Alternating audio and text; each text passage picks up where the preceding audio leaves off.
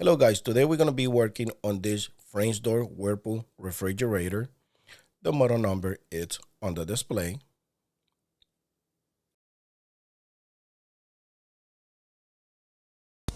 Welcome to DIY Repair Now. Read all the warnings, and during this video you will see one or more of these icons to help you do this repair safe. And the complaint that we have with this refrigerator is that it's turning everything off and it stops working. Sometimes it turns off the lights inside the refrigerator, and sometimes everything goes off when people is getting water. I had the same issue with a KitchenAid refrigerator. The KitchenAid refrigerator is made by Whirlpool as well, and it was throwing ice non-stop. So if you have these issues, you need to start looking to replace the main computer board. And as you see, those LED lights, sometimes they go off and the refrigerator is still running. Sometimes it turns everything off. So at this point, we're gonna go ahead and get to the back of the refrigerator. And this is a very simple repair. Go ahead and disconnect the refrigerator to avoid electric shock. And we're gonna go ahead and remove the panel for the main computer board. And as I was saying, we're gonna go ahead and not do the whole troubleshooting, because this is very common on this model. How I know that is the computer board, because I do a lot of this repair on this Whirlpool French door refrigerator, and it's always the main computer board. What happens is those relays that you see right there on the board, they get stuck on the on position, or they get stuck on the off position, or they create a shortage while they are working at the same time. This is the part number for the new main computer board, and you can get it in a link that I'm going to put in the description of this video. There's the part number twice, one in the white sticker and one on the green sticker. We're going to get the board out of the box. This board has a core charge, so if you're going to get this board for a part supplier, you will have to bring the old board back to the part supplier. Now we're going to go ahead and disconnect the old board, but before we do that, we always got to take pictures to the wiring in case we forgot how the wires were connected. I do this all the time, and this saves a lot of complications while you're doing a repair.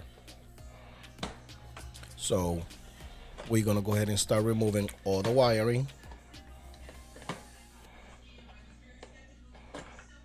We do it one by one and move it out of the way.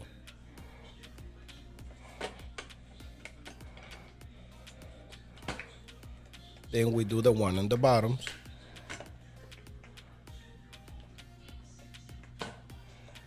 Again, one by one.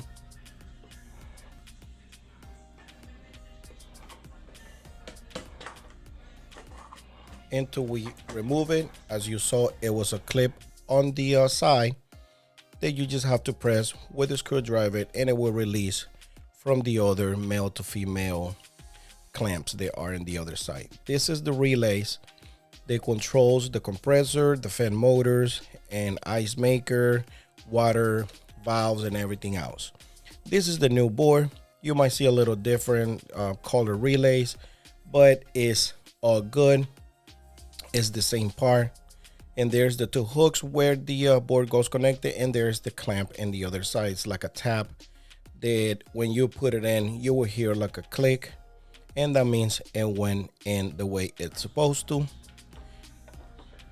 We're gonna go ahead and start connecting all the harness in the bottom area first. Now we do the one on the side.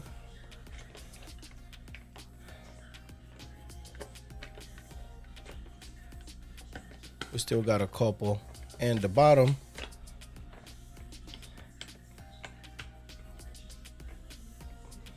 And like I was saying, we're now gonna do the whole troubleshooting, because it's very common that this board is bad, and also it was working fine while I was here. So this is an intermittently issue where it wasn't doing it while I was there. If this situation was occurring when I was there, I would be able to do some troubleshooting. But again, my experience is telling me that is the board. When something like this is happening, we connect the harness on the top of the board, and now we're going to connect this cover, which is, it has double cover. It has this plastic one, which it has two tabs as well, male to female connection, as you see right there on the top and the bottom. And the other side, it will clip in place. You also will hear a click when it snaps in place. Now we're gonna go ahead and put the metal cover, and we're gonna go ahead and secure it with the 4 1/4 screws.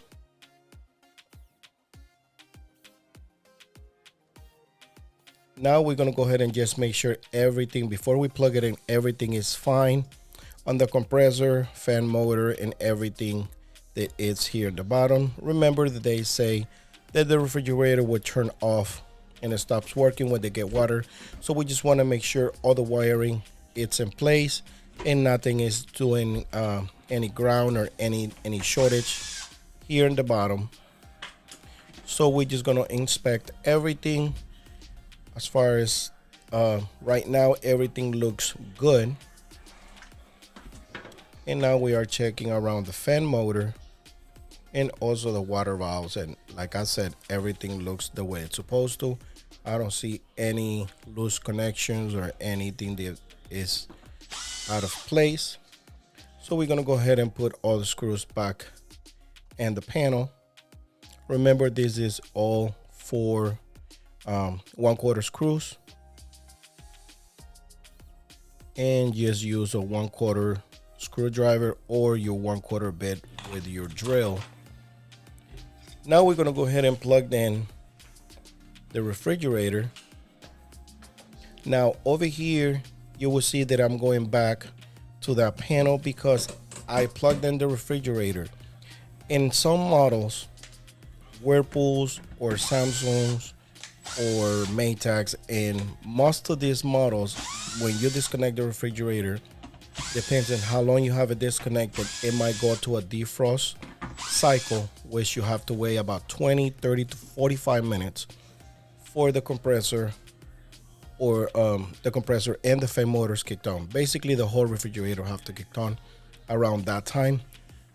But sometimes it doesn't go to a defrost mode. So in your case, maybe if you plugged it in, it's just gonna, turn on and you'll be good to go. In my scenario, and this is the reason why I leave everything, all the footage, that way you guys can see. The fan motor, if you see deep in the back, it's not spinning. Refrigerator's plugged in, it's on the display, and it's not working. And that doesn't mean there's anything wrong with the new board. We just have to give it some time because it might went to a defrost mode.